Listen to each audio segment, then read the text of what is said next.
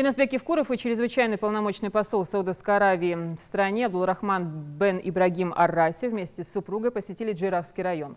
Первым пунктом пребывания высоких гостей в горной части республики стало посещение башенного комплекса Вовнушки. Глава Ингушетии и гости из Саудовской Аравии пообщались с туристами, которые также приехали воочию увидеть природную красоту нашего края и тысячелетнюю крепость в скалах Вовнушки.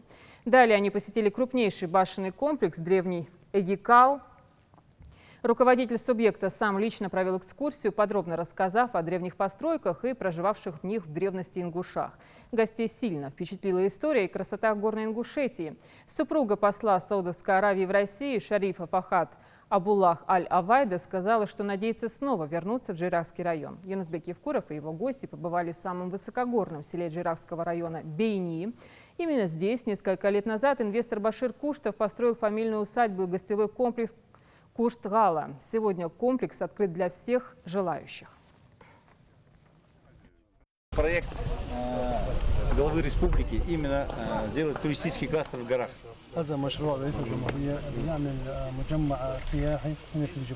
Как только проект был озвучен, мы получили разрешение и начали строить.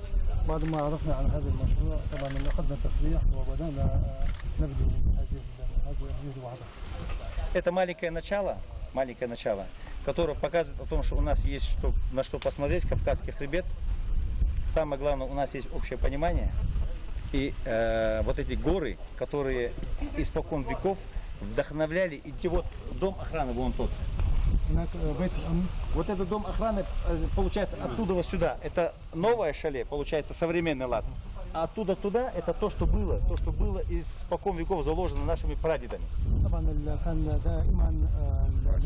Да, башенный комплекс, который будет до конца достроен.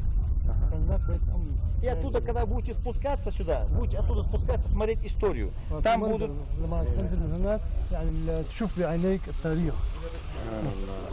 Вот именно это, субханаллах, благодаря нашему главе.